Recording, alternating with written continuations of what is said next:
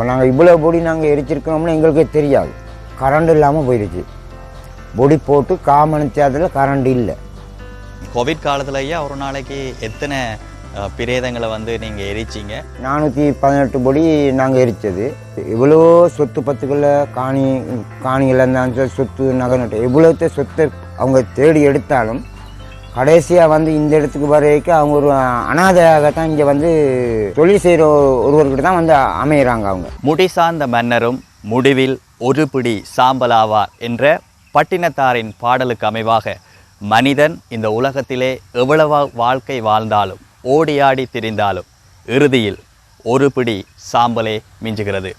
அப்படிப்பட்டதான இந்த மயானத்திலே மனித உடல்களை எரிக்கும் ஒருவரே இன்றைய தினம் நாங்கள் அடையாளம் காண இருக்கின்றோம். இவருடைய பெயர் பேசும். பெயர் மட்டுமல்ல, இவருடைய செயற்பாடுகளும் பேச வைக்கின்றன, வியக்க வைக்கின்றன. வவுனியா பூந்தோட்டம் மயானத்தில் சடலங்களை எரிக்கும் பணிகளில் கடந்த 10 வருடங்களாக ஈடுபட்டுள்ளார். மனித வாழ்வின் இறுதி நிகழ்வுகளை நிறைவேற்ற தியாகத்துடனும் அர்ப்பணிப்புடன் செயற்படும் இவர் கௌரவிக்கப்படத்தக்கவரே.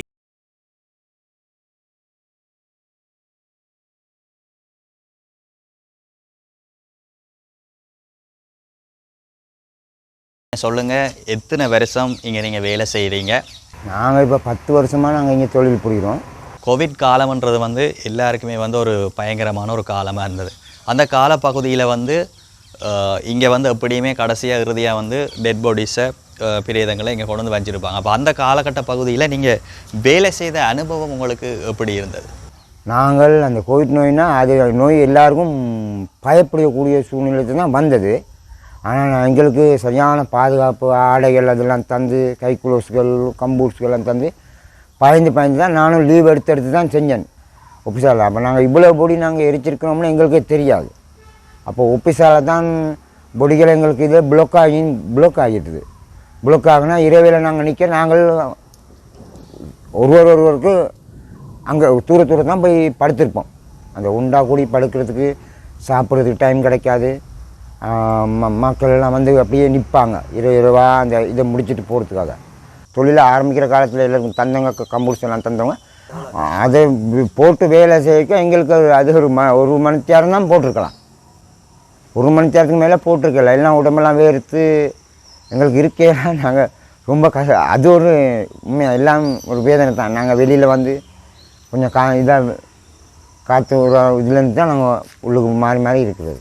கரண்ட் இல்லாமல் போயிடுச்சு. பொடி போட்டு காமணிச்சாதில் கரண்ட் இல்லை. ஆனால் அந்த பொடி வந்து ஒன்றே காமணிச்சாதில் அந்த பிடிச்ச நெருப்பிலே அது எரிஞ்சு முடிஞ்சது ஒரு சம்பவம்னு அதுதான் எங்களுக்கு பெருசு. நாங்கள் என்ன செய்ய போகிறோம், இதை வெளியே எடுக்கிறதா, எங்கே கொண்டு போய் இருக்கிறது பக்தி ஒன்றே காமணிச்சாரத்து தான் நெருப்பு பிடிச்சதுக்கு ஒன்றே காமணித்தில் அது எரிஞ்சு முடிஞ்சது.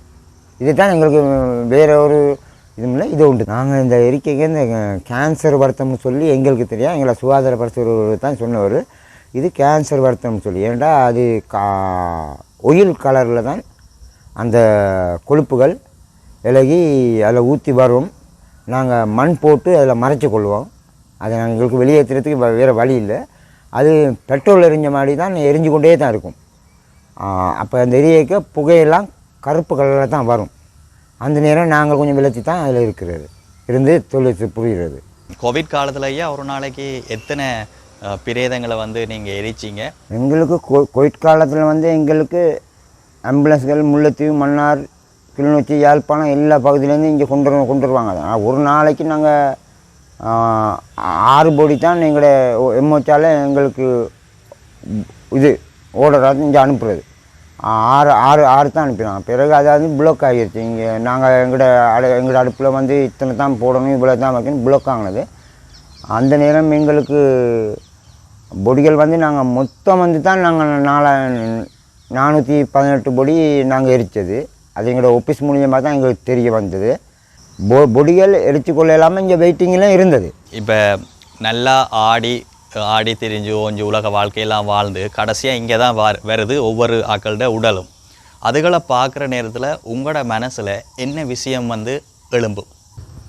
நாங்கள் இப்போ இங்கே வந்ததுக்கு இப்போ எவ்வளோ சொத்து பத்துக்களில் காணிகள் இருந்தாலும் சரி, சொத்து நகை நட்டு எவ்வளோத்த சொத்தை அவங்க தேடி எடுத்தாலும் கடைசியாக வந்து இந்த இடத்துக்கு வரைக்கும் அவங்க ஒரு அனாதையாகத்தான் இங்கே வந்து எங்ககிட்ட வந்து ஒரு ஒரு இன்னொரு ஒரு தொழில் செய்கிற ஒருவர்கிட்ட தான் வந்து அமையிறாங்க அவங்க.